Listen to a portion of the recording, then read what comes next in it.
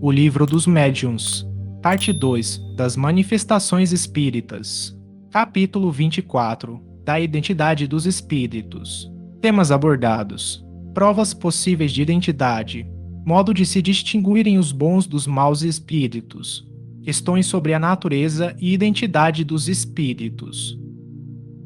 Provas possíveis de identidade.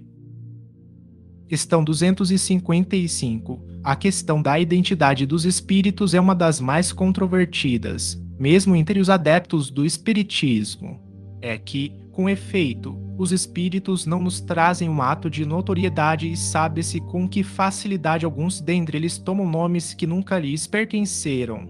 Esta, por isso mesmo, é agudo, depois da obsessão, uma das maiores dificuldades do espiritismo prático.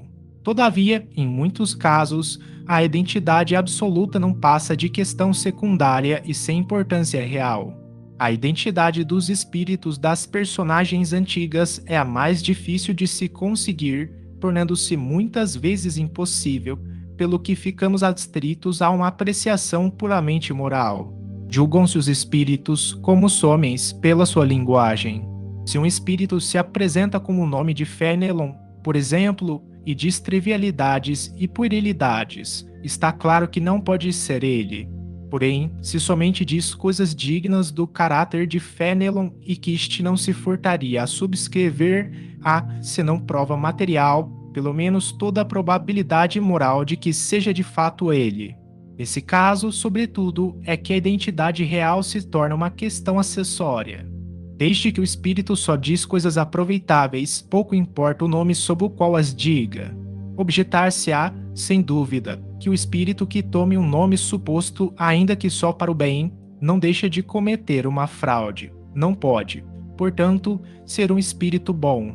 Aqui há delicadezas de matizes muito difíceis de apanhar e que vamos tentar desenvolver. Questão 256. À medida que os espíritos se purificam e levam na hierarquia, os caracteres distintivos de suas personalidades se apagam, de certo modo. A uniformidade da perfeição, nem por isso, entretanto, conservam eles menos suas individualidades. É o que se dá com os espíritos superiores e os espíritos puros. Nessa culminância, o nome que tiveram na Terra, em uma das 1000 existências corporais efêmeras por que passaram, é coisa absolutamente insignificante. Notemos mais que os espíritos são atraídos uns para os outros pela semelhança de suas qualidades e formam assim grupos ou famílias por simpatia. De outro lado, se considerarmos o número imenso de espíritos que, desde a origem dos tempos, devem ter galgado as fileiras mais altas, e se o compararmos ao número tão restrito dos homens que hão deixado um grande nome na terra, compreenderemos que, entre os espíritos superiores que podem comunicar-se, a maioria deve carecer de nomes para nós. Porém, como de nomes precisamos para fixarmos as nossas ideias, podem eles tomar o de uma personagem conhecida, cuja natureza mais identificada seja com a deles. É assim que os nossos anjos guardiães se fazem as mais das vezes conhecer pelo nome de um dos santos que veneramos e, geralmente, pelo daquele que nos inspira mais simpatia. Segue-se daí que, se o anjo guardião de uma pessoa se dá como São Pedro, por exemplo, ela nenhuma prova material pode ter de que seja exatamente o apóstolo desse nome. Tanto pode ser ele como um espírito desconhecido inteiramente, mas pertencente à família de espíritos de que faz parte São Pedro. Segue-se ainda que, seja qual for o nome sob que alguém invoque o seu anjo guardião, este acudirá ao apelo que lhe é dirigido, porque o que o atrai é o pensamento, sendo-lhe indiferente o nome. O mesmo ocorre todas as vezes que um espírito superior se comunica espontaneamente sob o nome de uma personagem conhecida. Nada prova que seja exatamente o espírito dessa personagem, porém, se ele nada diz que desminta o caráter desta última, a presunção de ser o próprio e, em todos os casos, se pode dizer que, se não é ele, é um espírito do mesmo grau de elevação, ou talvez até um enviado seu. Em resumo, a questão de nome é secundária, podendo-se considerar o nome como simples indício da categoria que ocupa o espírito na escala espírita. O O caso muda de figura quando um espírito de ordem inferior se adorna com um nome respeitável, para que suas palavras mereçam crédito, e este caso é de tal modo frequente que toda precaução não será demasiada contra semelhantes substituições. Graças a esses nomes de empréstimo e, sobretudo, com o auxílio da fascinação, é que alguns espíritos sistemáticos, mais orgulhosos do que sábios, procuram tornar aceitas as mais ridículas ideias. A questão da identidade é, pois, como dissemos, quase indiferente quando se trata de instruções gerais, uma vez que os melhores espíritos podem substituir-se mutuamente sem maiores consequências. Os espíritos superiores formam, por assim dizer, um todo coletivo, cujas individualidades nos são, com exceções raras, desconhecidas. Não é a pessoa deles o que nos interessa, mas o ensino que nos proporcionam. Ora, desde que esse ensino é bom, pouco importa que aquele que o deu se chame Pedro ou Paulo. Deve ele ser julgado pela sua qualidade e não pelas suas insígnias. Se um vinho é mau, não será a etiqueta que o tornará melhor. Outro tanto já não sucede com as comunicações íntimas, porque aí é o indivíduo, a sua pessoa mesma que nos interessa, muito razoável.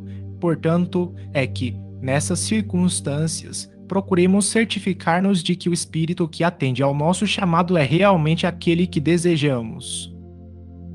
Questão 257. Muito mais fácil de se comprovar é a identidade quando se trata de espíritos contemporâneos, cujos caracteres e hábitos se conhecem, porque, precisamente, esses hábitos, de que eles ainda não tiveram tempo de despojar-se, são que os fazem reconhecíveis e desde logo dizemos que isso constitui um dos sinais mais seguros de identidade.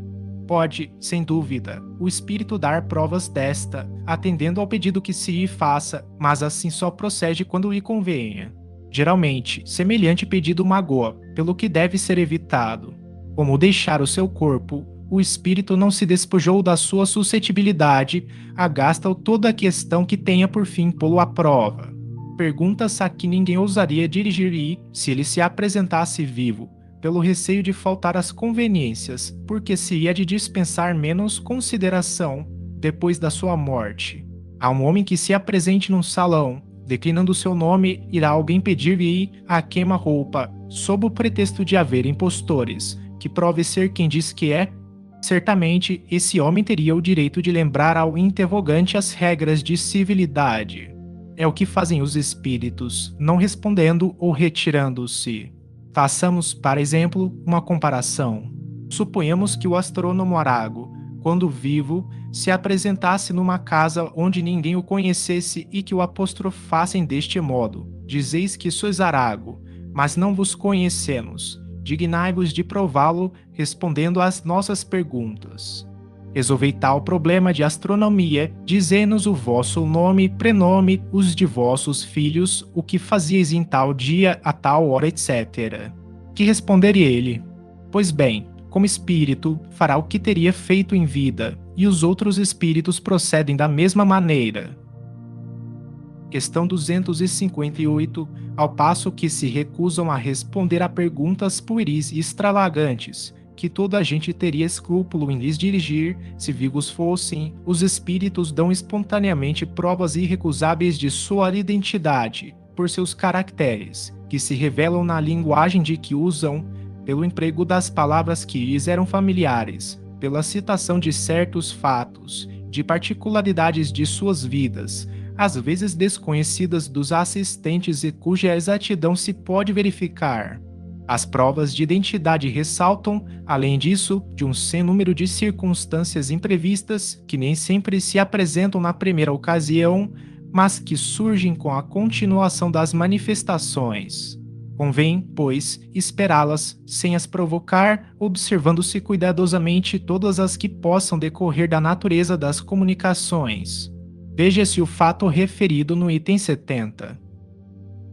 Questão 259. O meio empregado, às vezes com êxito, para se conseguir identificar um espírito que se comunica, quando ele se torna suspeito, consiste em fazê-lo afirmar, em nome de Deus Todo-Poderoso, que é realmente quem diz ser. Sucede frequentemente que o que se apresentou com um nome usurpado recua diante do sacrilégio e que, tendo começado a dizer, afirmo, em nome de para e traça, colérico, risco sem valor no papel ou quebra o lápis. Se é mais hipócrita, ladeia a questão, mediante uma restrição mental, escrevendo, por exemplo, certifico-vos que digo a verdade, ou então, atesto, em nome de Deus, que sou mesmo quem vos fala, etc. Alguns há, entretanto, nada escrupulosos, que juram tudo o que se exigir. Um desses se comunicou ao médium, dizendo-se Deus, e o médium, honrado com tão alta distinção, não hesitou em acreditá-lo. Evocado por nós, não ousou sustentar a sua impostura e disse: Não sou Deus, mas sou seu filho. Esse então Jesus. Isto não é provável, porquanto Jesus está muito altamente colocado para empregar um subterfúgio. Ousas, não obstante, afirmar que és o Cristo? Não digo que sou Jesus, digo que sou filho de Deus, porque sou uma de suas criaturas.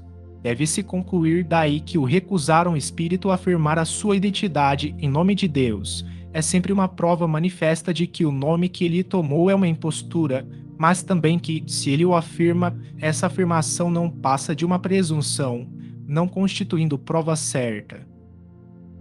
Questão 260. Igualmente se pode incluir entre as provas de identidade a semelhança da caligrafia e da assinatura, mas, além de que nem a todos os médiuns é dado obter esse resultado, ele não representa, invariavelmente, uma garantia bastante. Há falsários no mundo dos espíritos como Saneste. Aí não se tem, pois, mais do que uma presunção de identidade, que só adquire valor pelas circunstâncias que a acompanhem. O mesmo ocorre com todos os sinais materiais que algumas pessoas têm como talismãs inimitáveis para os espíritos mentirosos. Para os que ousam perjurar ao nome de Deus ou falsificar uma assinatura, nenhum sinal material pode oferecer obstáculo maior. A melhor de todas as provas de identidade está na linguagem e nas circunstâncias fortuitas. Questão 261. Dir-se-á, sem dúvida, que, se um espírito pode imitar uma assinatura, também pode perfeitamente imitar a linguagem. É exato, alguns temos visto tomar atrevidamente o nome do Cristo e, para impingirem a mistificação, simulavam o estilo evangélico e pronunciavam a torto e a direito estas bem conhecidas palavras: em verdade vos digo. Estudando, porém, sem prevenção, o ditado, em seu conjunto, perscrutado o fundo das ideias, o alcance das expressões, quando, a par de belas máximas de caridade, se vêem recomendações pueris e ridículas, fora preciso estar fascinado para que alguém se equivocasse. Sim, certas partes da forma material da linguagem podem ser imitadas, mas não o pensamento. Jamais a ignorância imitará o verdadeiro saber e jamais o vício imitará a verdadeira virtude. Em qualquer ponto, sempre aparecerá a pontinha da orelha. É então que o médium, assim como o evocador, precisam de toda a perspicácia e de toda a ponderação para destrinçar a verdade da impostura. Devem persuadir-se de que os espíritos perversos são capazes de todos os ardis e de que, quanto mais venerável for o nome com que um espírito se apresente, tanto maior desconfiança deve inspirar. Quantos médiuns têm tido comunicações apócrifas assinadas por Jesus, Maria ou um santo venerado? Modo de se distinguirem os bons dos maus espíritos. Questão 262. Se a identidade absoluta dos espíritos e, em muitos casos, uma questão acessória e sem importância, o mesmo já não se dá com a distinção a ser feita entre bons e maus espíritos. Pode ser-nos indiferente a individualidade deles, suas qualidades, nunca. Em todas as comunicações instrutivas, é sobre este ponto, conseguintemente, que se deve fixar a atenção, porque só ele nos pode dar a medida da confiança que devemos ter no espírito que se manifesta, seja qual for o nome sob que o faça. É bom ou mau espírito que se comunica? Em que grau da escala espírita se encontra? Eis as questões capitais. Veja-se, Escala Espírita, em O Livro dos Espíritos, questão 100. Questão 263. Já dissemos que os espíritos devem ser julgados, como os homens, pela linguagem de que usam. Suponhamos que um homem receba 20 cartas de pessoas que lhe são desconhecidas, pelo estilo, pelas ideias, por uma imensidade de indícios, enfim, verificará se aquelas pessoas são instruídas ou ignorantes, polidas ou mal educadas, superficiais, profundas, frívolas, orgulhosas, sérias, levianas, sentimentais, etc. Assim, também, com os espíritos. Devemos considerá-los correspondentes que nunca vimos e procurar conhecer o que pensaríamos do saber e do caráter de um homem que dissesse ou escrevesse tais coisas. Pode estabelecer-se como regra invariável e sem exceção que a linguagem dos espíritos está sempre em relação com o grau de elevação a que já tenham chegado. Os espíritos realmente superiores não só dizem unicamente coisas boas, como também as dizem em termos isentos, de modo absoluto, de toda trivialidade. Por melhores que sejam essas coisas, se uma única expressão denotando baixeza as macula, isto constitui um sinal indubitável de inferioridade, com mais forte razão se o conjunto do ditado fere as conveniências pela sua grosseria. A linguagem revela sempre a sua procedência, quer pelos pensamentos que exprime, quer pela forma, e, ainda mesmo que algum espírito queira iludir-me sobre a sua pretensa superioridade, bastará conversemos algum tempo com ele para apreciarmos. Questão 264. A bondade e a afabilidade são atributos essenciais dos espíritos depurados. Não tem ódio, nem aos homens, nem aos outros espíritos. Lamentam as fraquezas, criticam os erros, mas sempre com moderação, sem fel e sem animosidade. Admita-se que os espíritos verdadeiramente bons não podem querer senão o bem e dizer senão coisas boas, e se concluirá que tudo o que denote, na linguagem dos espíritos, falta de bondade e de benignidade não pode provir de um bom espírito. Questão 265. A inteligência longe está de constituir um indício certo de superioridade, porquanto a inteligência e a moral nem sempre andam emparelhadas.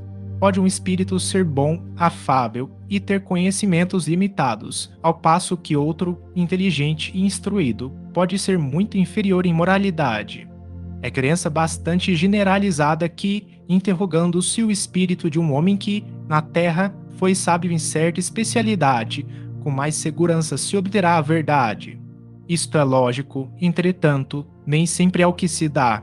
A experiência demonstra que os sábios, tanto quanto os demais homens, sobretudo os desencarnados de pouco tempo, ainda se acham sob o império dos preconceitos da vida corpórea, eles não se despojam imediatamente do espírito de sistema. Pode, pois, acontecer que, sob a influência das ideias que esposaram em vida e das quais fizeram para si um título de glória, vejam com menos clareza do que supomos. Não apresentamos este princípio como regra, longe disso. Dizemos apenas que o fato se dá e que, por conseguinte, a ciência humana que eles possuem não constitui sempre uma prova da sua infalibilidade, como espíritos. Questão 266. Submetendo-se todas as comunicações a um exame escrupuloso, perscrutando-se e analisando o pensamento e as expressões, como é de uso fazer-se quando se trata de julgar uma obra literária, rejeitando-se, sem hesitação, tudo o que peque contra a lógica e o bom senso, tudo o que desminta o caráter do espírito que se supõe ser o que se está manifestando. Leva-se o desânimo aos espíritos mentirosos, que acabam por se retirar, uma vez fiquem bem convencidos de que não lograrão iludir.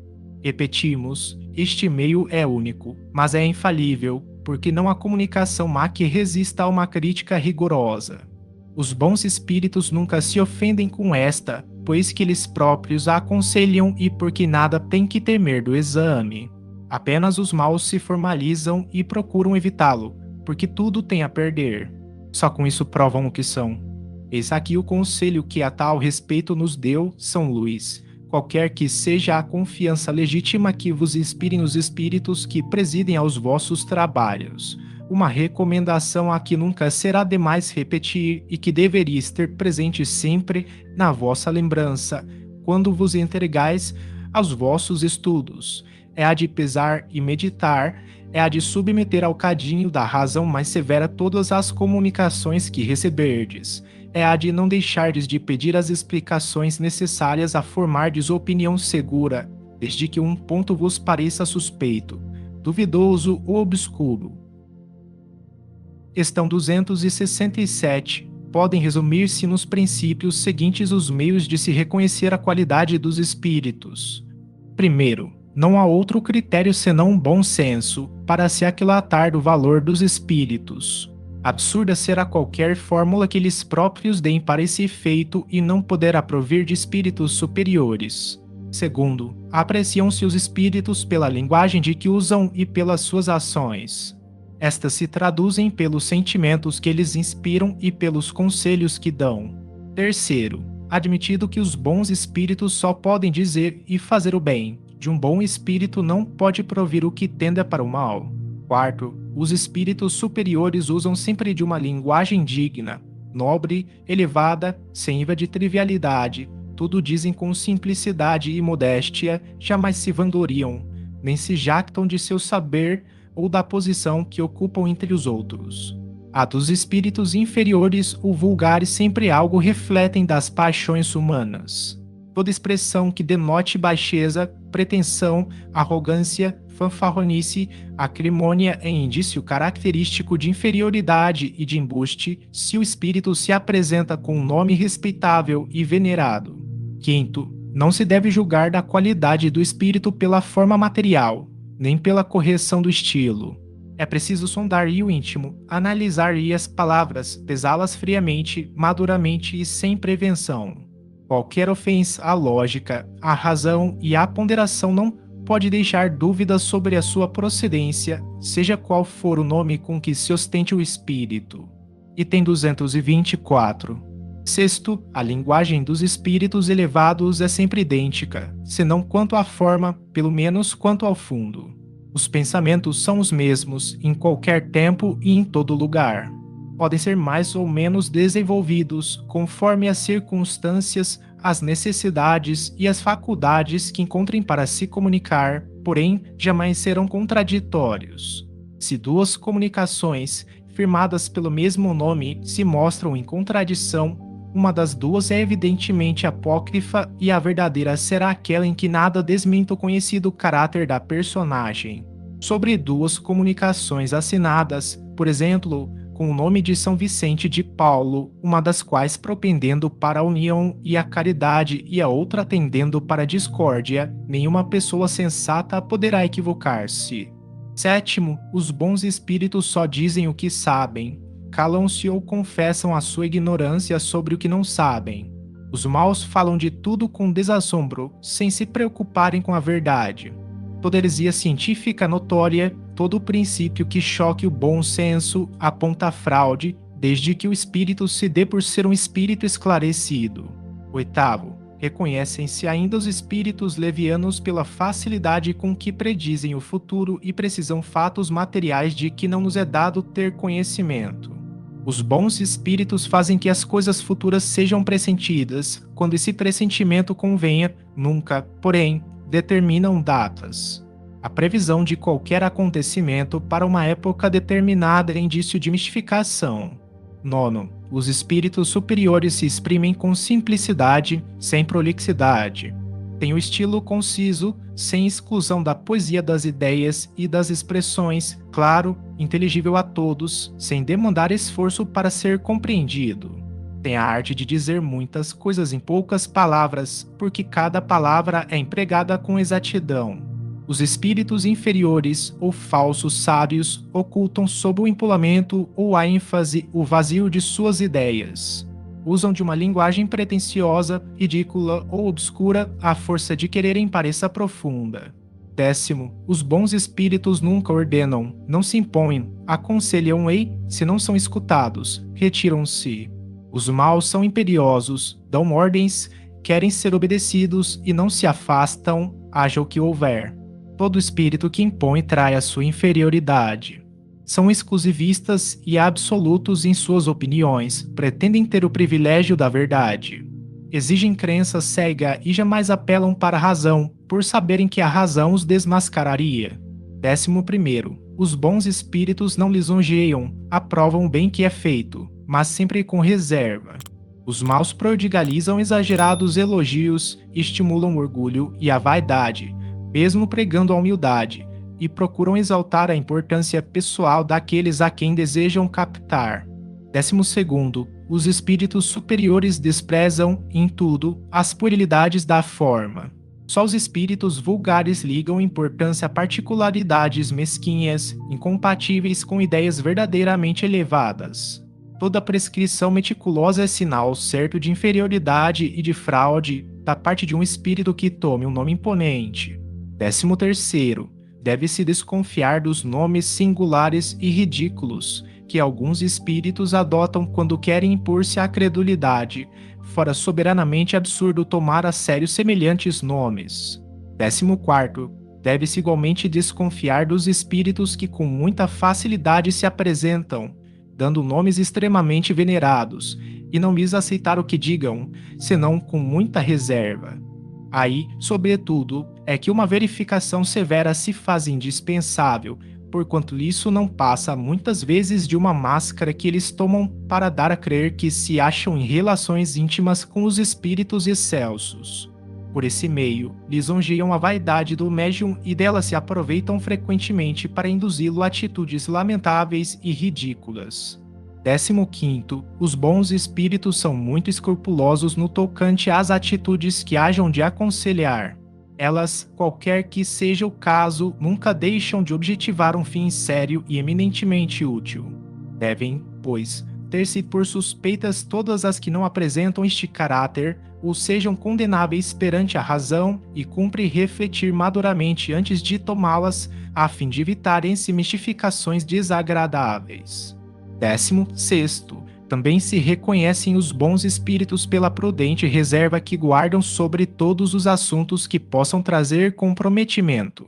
Repugna-lhes desvendar o mal, enquanto aos espíritos levianos o malfazejo os apraz pô-lo em evidência.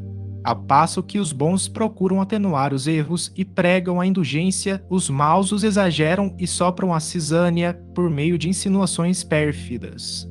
17. Os bons espíritos só prescrevem o bem. Máxima nenhuma e nenhum conselho que se não conformem estritamente com a pura caridade evangélica podem ser obra de bons espíritos. 18. Jamais os bons espíritos aconselham senão que seja perfeitamente racional. Qualquer recomendação que se afaste da linha reta do bom senso ou das leis imutáveis da natureza denuncia um espírito atrasado e, portanto, pouco merecedor de confiança. 19. Os espíritos maus ou simplesmente imperfeitos ainda se traem por indícios materiais a cujo respeito ninguém se pode enganar. A ação deles sobre o médium é às vezes violenta e provoca movimentos bruscos e intermitentes, uma agitação febril e convulsiva que destoa da calma e da doçura dos bons espíritos. 20. Muitas vezes, os espíritos imperfeitos se aproveitam dos meios de que dispõem de comunicar-se para dar conselhos pérfidos. Excitam a desconfiança e a animosidade contra os que lhes são antipáticos. Especialmente os que lhes podem desmascarar as imposturas são objeto da maior animadversão da parte deles. Alvejam os homens fracos para os induzir ao mal, empregando alternativamente, para melhor convencê-los, os sofismas, os sarcasmos, as injúrias e até demonstrações materiais do poder oculto de que dispõem, se empenham em desviá-los da senda da verdade. 21. Os espíritos dos que na terra tiveram uma única preocupação, material ou moral, se não desprenderam da influência da matéria, continuam sob o império das ideias terrenas e trazem consigo uma parte dos preconceitos, das predileções e mesmo das manias que tinham neste mundo.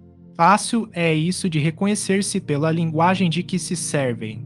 22. Os conhecimentos de que alguns espíritos se enfeitam, às vezes, com uma espécie de ostentação, não constituem sinal da superioridade deles. A inalterável pureza dos sentimentos morais é, a esse respeito, a verdadeira pedra de toque. 23º. Não basta se interrogue um espírito para conhecer-se a verdade. Precisamos, antes de tudo, saber a quem nos dirigimos, porquanto os espíritos inferiores, ignorantes que são, tratam frivolamente das questões mais sérias. Também não basta que um espírito tenha sido na Terra um grande homem para que, no mundo espírita, se ache de posse da soberana ciência. Só a virtude pode, purificando-o, aproximá-lo de Deus e dilatar-lhe os conhecimentos. 24º. Da parte dos espíritos superiores, o gracejo é muitas vezes fino e vivo, nunca, porém, trivial. Nos espíritos zombadores, quando não são grosseiros, a sátira mordaz é, não raro, muito apropositada. 25º. Estudando-se cuidadosamente o caráter dos espíritos que se apresentam, sobretudo do ponto de vista moral, reconhecem-se a natureza e o grau de confiança que devem merecer. O bom senso não poderia enganar. 26º. Para julgar os espíritos, como para julgar os homens, é preciso, primeiro, que cada um saiba julgar-se a si mesmo. Muita gente há, infelizmente, que toma suas próprias opiniões pessoais como paradigma exclusivo do bom e do mal, do verdadeiro e do falso, tudo que isso contradiga a maneira de ver as suas ideias e ao sistema que conceberam ou adotaram lhes parece mal. A semelhante gente evidentemente falta a qualidade primacial para uma apreciação sã, a retidão do juízo. Disso, porém, nem suspeitam. É o defeito sobre que mais se iludem os homens. Todas estas instruções decorrem da experiência e dos ensinos dos espíritos. Vamos completá-las com as próprias respostas que eles deram sobre os pontos mais importantes. Questões sobre a natureza e identidade dos espíritos. Questão 268. Primeira. Por que sinais se pode reconhecer a superioridade ou a inferioridade dos espíritos? Pela linguagem, como distinguis um Duidivanas de um homem sensato? Já dissemos que os espíritos superiores não se contradizem nunca e só dizem coisas aproveitáveis. Só querem o bem, que isso constitui a única preocupação. Os espíritos inferiores ainda se encontram sob o influxo das ideias materiais. Seus discursos se ressentem da ignorância e da imperfeição que lhes são características. Somente aos espíritos superiores é dado conhecer todas as coisas e julgá-las desapaixonadamente. Segunda, a ciência é sempre sinal certo de elevação de um espírito? Não, porquanto, se ele ainda está sob a influência da matéria, pode ter os vossos vícios e prejuízos. Há pessoas que, neste mundo, são excessivamente invejosas e orgulhosas. Julgais que apenas o deixam, perdem esses defeitos. Após a partida daqui, os espíritos, sobretudo os que alimentaram paixões bem marcadas, permanecem envoltos numa espécie de atmosfera que isso conserva todas as coisas más de que se impregnaram. Esses espíritos semi-imperfeitos são mais de temer do que os maus espíritos, porque, na sua maioria, reúnem a inteligência, a astúcia e o orgulho. Pelo pretenso saber de que se jactam, eles se impõem aos simples e aos ignorantes, que lhes aceitam sem exames as teorias absurdas e mentirosas. Embora tais teorias não possam prevalecer contra a verdade, nem por isso deixam de produzir um mal passageiro, pois que entravam a marcha do espiritismo e os médiuns voluntariamente se fazem cegos sobre o mérito do que lhes é comunicado. Esse é um ponto que demanda grande estudo da parte dos espíritas esclarecidos e dos médiuns. Para distinguir o verdadeiro do falso é que cumpre se faça convergir toda a atenção. Terceira, muitos espíritos protetores se designam pelos nomes de santos ou de personagens conhecidas. Que se deve pensar a esse respeito? Nem todos os nomes de santos e de personagens conhecidas bastariam para fornecer um protetor a cada homem. Entre os espíritos, poucos aqui têm um nome conhecido na terra. Por isso é que, as mais das vezes, eles nenhum nome declinam. Vós, porém, quase sempre quereis um nome, então, para vos satisfazer, o espírito toma de um homem que conhecestes e a quem respeitais. Quarta, o uso desse nome não pode ser considerado uma fraude. Seria uma fraude da parte de um espírito mau que quisesse enganar, mas, quando é para o bem, Deus permite que assim procedam os espíritos da mesma categoria, porque há entre eles solidariedade e analogia de pensamentos. Quinta, assim, quando um espírito protetor diz ser São Paulo, por exemplo, não é certo que seja o espírito mesmo, ou a alma, do apóstolo que teve esse nome, exatamente porquanto há milhares de pessoas às quais foi dito que tem por anjo o guardião Paulo ou qualquer outro. Mas que vos importa é isso, desde que o espírito que vos protege é tão elevado quanto São Paulo. Eu já o disse, como precisais de um nome, eles tomam para que os possais chamar e reconhecer, do mesmo modo que tomais os nomes de batismo para vos distinguirdes dos outros membros da vossa família. Podem, pois, tomar igualmente os dos arcanjos Rafael, Miguel, etc., sem que daí nada de mais resulte. Acresce que, quanto mais elevado é um espírito, tanto mais dilatada é a sua irradiação. Segue-se, portanto, que um espírito protetor de ordem muito elevada pode ter sob a sua tutela centenas de encarnados. Entre vós, na terra, há notários que se encarregam dos negócios de 100 e 200 famílias, porque haveríeis de supor que menos aptos fôssemos nós, espiritualmente falando, para a direção moral dos homens, do que aqueles o são para a direção material de seus interesses. Sexta, por que é que os espíritos que se comunicam tomam frequentemente nomes de santos? Identificam-se com os hábitos daqueles a quem falam e adotam os nomes mais apropriados a causar forte impressão nos homens por efeito de suas crenças. Sétima, quando evocados, os espíritos superiores vêm sempre em pessoa ou, como alguns o supõem, se fazem representar por mandatários incumbidos de lhes transmitir os pensamentos. Porque não virão em pessoa, se o podem. Se, porém, o espírito evocado não pode vir, o que se apresenta é forçosamente um mandatário. Oitava, e o mandatário é sempre suficientemente esclarecido para responder como faria o espírito que o envia? Os espíritos superiores sabem a quem confiam o encargo de o substituir. Além disso, quanto mais elevados são os espíritos, mais se confundem pela comunhão dos pensamentos, de tal sorte que, para eles, a personalidade é coisa indiferente, como deve ser também para vós. Julgais, então, que no mundo dos espíritos superiores não haja senão os que conhecestes na terra, como capazes de vos instruírem? De tal modo sois propensos a considerar-vos como os tipos do universo que sempre supondes nada mais saber fora do vosso mundo. Em verdade vos assemelhais desses selvagens que, nunca tendo saído da ilha em que habitam, creem que o mundo não vai além dela. Nona, compreendemos que seja assim quando se trate de um ensino sério, mas como permitem os espíritos superiores que outros, de baixo escalão, adotem nomes respeitáveis, para induzirem os homens em erro, por meio de máximas não raro perversas. Não é com a permissão dos primeiros que estes o fazem. O mesmo não se dá entre vós? Os que desse modo enganam os homens serão punidos, ficais certos, e a punição deles será proporcionada à gravidade da impostura. Ademais, se não fosseis imperfeitos, não teríeis em torno de vós senão bons espíritos, se sois enganados, só de vós mesmos vos deveis queixar. Deus permite que assim aconteça, para experimentar a vossa perseverança e o vosso discernimento e para vos ensinar a distinguir a verdade do erro.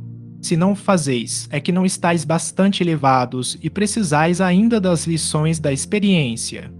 Décima, não sucede que os espíritos pouco adiantados, porém, animados de boas intenções e do desejo de progredir, se veem designados às vezes para substituir um espírito superior a fim de que tenham o ensejo de se exercitarem no ensinar aos seus irmãos. Nunca nos grandes centros, quero dizer, nos centros sérios e quando se trate de ministrar um ensinamento geral. Os que aí se apresentam fazem por sua própria conta para, como dizeis, se exercitarem. Por isso é que suas comunicações, ainda que boas, trazem o cunho da inferioridade deles. Delegados só são para as comunicações pouco importantes e para as que se podem chamar pessoais. 11ª, nota-se que, às vezes, as comunicações espíritas ridículas se mostram entremeadas de excelentes máximas. Como explicar esta anomalia que parece indicar a presença simultânea de bons e maus espíritos? Os espíritos maus ou levianos também se metem a enunciar sentenças sem lhes perceberem bem o alcance ou a significação. Entre vós serão homens superiores todos os que as enunciam? Não, os bons e os maus espíritos não andam juntos. Pela uniformidade constante das boas comunicações é que reconhecereis a presença dos bons espíritos. 12ª. Os espíritos que nos induzem em erro procedem sempre cientes do que fazem? Não, há espíritos bons, mas ignorantes e que podem enganar-se de boa fé. Desde que tenham consciência da sua ignorância, convém nisso e só dizem o que sabem. 13ª. O espírito que dá uma comunicação falsa sempre o faz com intenção maléfica? Não, se é um espírito leviano, diverte-se em mistificar sem outro intuito. 14ª. Podendo alguns espíritos enganar pela linguagem de que usam, segue-se que também podem, aos olhos de um médium vidente, tomar uma falsa aparência? Isso se dá, porém, mais dificilmente. Todavia, só se verifica com o fim que os próprios espíritos maus desconhecem.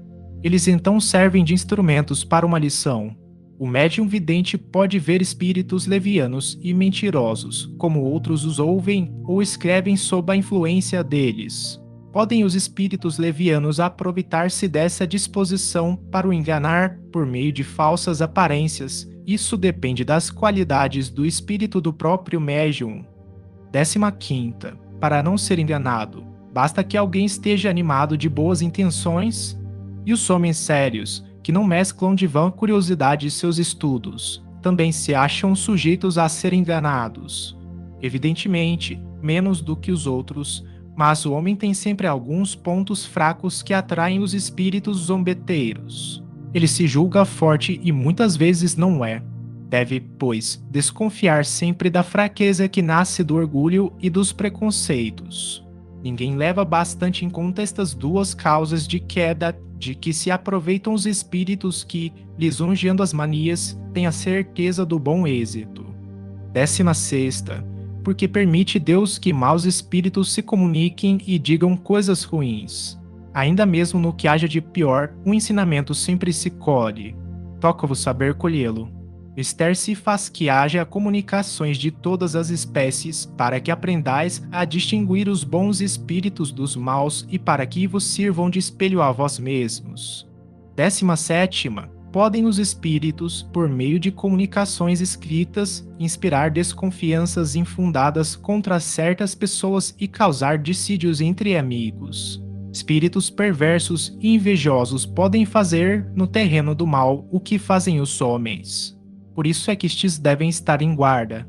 Os espíritos superiores são sempre prudentes e reservados. Quando têm de censurar, nada de mal dizem, advertem cautelosamente. Se querem que, no interesse delas, duas pessoas deixem de ver-se, darão causa a incidentes que as separarão de modo todo natural.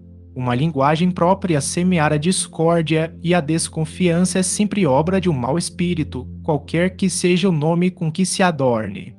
Assim, pois, usai de muita circunspecção no acolher o que de mal possa um espírito dizer de um de vós, sobretudo quando um bom espírito vos tenha falado bem da mesma pessoa, e desconfiai também de vós mesmos e das vossas próprias prevenções. Das comunicações dos espíritos, guardai apenas o que haja de belo, de grande, de racional e o que a vossa consciência aprove. 18ª. Pela facilidade com que os maus espíritos se intrometem nas comunicações, parece legítimo concluir-se que nunca estaremos certos de ter a verdade. Não é assim, pois que tendes um juízo para as apreciar. Pela leitura de uma carta, sabeis perfeitamente reconhecer se foi um tipo sem educação ou um homem bem educado, um nécio ou um sábio que a escreveu, porque não podereis conseguir isso, quando são os espíritos que vos escrevem. Ao receberdes uma carta de um amigo ausente, que é o que vos assegura que ela provém dele? A caligrafia, direis, mas não há falsários que imitam todas as caligrafias, tratantes que podem conhecer os vossos negócios. Entretanto, há sinais que não vos permitirão qualquer equívoco. O mesmo sucede com relação aos espíritos. Figurai, pois, que é um amigo quem vos escreve ou que ledes a obra de um escritor e julgai pelos mesmos processos. 19ª. Poderiam os espíritos superiores impedir que os maus espíritos tomassem falsos nomes? Certamente que o podem, porém, quanto piores são os espíritos, mais obstinados se mostram e muitas vezes resistem a todas as injunções. Também é preciso saibais que há pessoas pelas quais os espíritos superiores se interessam mais do que outras e, quando eles julgam conveniente, as preservam dos ataques da mentira. Contra essas pessoas os espíritos enganadores nada podem. 20ª. Qual o motivo de semelhante parcialidade? Não a parcialidade, a justiça. Os bons espíritos se interessam pelos que usam criteriosamente da faculdade de discernir e trabalham seriamente por melhorar-se. Dão a esses suas preferências e os secundam pouco, porém, se incomodam com aqueles junto dos quais perdem o tempo em belas palavras. 21ª. Porque permite Deus que os espíritos cometam o sacrilégio de usar falsamente de nomes venerados. Poderias também perguntar por que permite Deus que os homens mintam e blasfemem. Os espíritos, assim como os homens, têm o seu livre-arbítrio para o bem, tanto quanto para o mal, porém, nem a uns nem a outros a justiça de Deus deixará de atingir. 22ª. Haverá fórmulas eficazes para expulsar os espíritos enganadores. Fórmula é matéria, muito mais vale um bom pensamento dirigido a Deus. 23ª. Dizem alguns espíritos disporem de sinais gráficos inimitáveis, espécies de emblemas pelos quais podem ser conhecidos e comprovarem a sua identidade. É verdade. Os espíritos superiores nenhum outro sinal têm para se fazerem reconhecer além da superioridade das suas ideias e de sua linguagem. Qualquer espírito pode imitar um sinal material. Quanto aos espíritos inferiores, esses se traem de tantos modos que fora preciso ser cego para deixar-se iludir. 24ª. Não podem também os espíritos enganadores contrafazer o pensamento? Contrafazem o pensamento, como os cenógrafos contrafazem a natureza. 25ª. Parece assim fácil sempre descobrir-se a fraude por meio de um estudo atento? Não duvides. Os espíritos só enganam os que se deixam enganar. Mas é preciso ter olhos de mercador de diamantes para distinguir a pedra verdadeira da falsa. Ora, aquele que não sabe distinguir a pedra fina da falsa se dirige ao lapidário. 26ª. Há pessoas que se deixam seduzir por uma linguagem enfática, que apreciam mais as palavras do que as ideias, que mesmo tomam ideias falsas e vulgares por sublimes. Como podem essas pessoas, que não estão aptas a julgar as obras dos homens, julgar as dos espíritos? Quando essas pessoas são bastante modestas para reconhecer a sua incapacidade, não se fiam de si mesmas, quando por orgulho se julgam mais capazes do que o são, trazem consigo a pena da vaidade tola que alimentam. Os espíritos enganadores sabem perfeitamente a quem se dirigem. Há pessoas simples e pouco instruídas mais difíceis de enganar do que outras que têm finura e saber. Lisonjeando-lhes as paixões, fazem eles do homem o que querem. 27ª. Na escrita, dar-se-á que os maus espíritos algumas vezes se traiam por sinais materiais involuntários. Os sábeis, não, os desazados se desencaminham. Todo sinal inútil e pueril é indício certo de inferioridade, pois alguma inútil fazem os espíritos elevados. 28ª. Muitos médiuns reconhecem os bons e os maus espíritos pela impressão agradável ou penosa que experimentam a aproximação deles. Perguntamos se a impressão desagradável, a agitação convulsiva, o mal-estar são sempre indícios da má natureza dos espíritos que se manifestam. O médium experimenta as sensações do estado em que se encontra o espírito que dele se aproxima. Quando ditoso, o espírito é tranquilo, leve, refletido. Quando infeliz, é agitado, febril, e essa agitação se transmite naturalmente ao sistema nervoso do médium. Em suma, dá-se o que se dá com o homem na terra. O bom é calmo, tranquilo, o mal está constantemente agitado. Nota: há médiuns de maior ou menor impressionabilidade nervosa, pelo que a agitação não se pode considerar como regra absoluta. Aqui, como em tudo, devem ter-se em conta as circunstâncias. O caráter penoso e desagradável da impressão é um efeito de contraste, porquanto, se o espírito do médium simpatiza com o mau espírito que se manifesta, nada ou muito pouco a proximidade deste o afetará. Todavia, é preciso se não confunda a rapidez da escrita, que deriva da extrema flexibilidade de certos médiuns, com a agitação convulsiva que os médiuns mais lentos podem experimentar ao contato dos espíritos imperfeitos.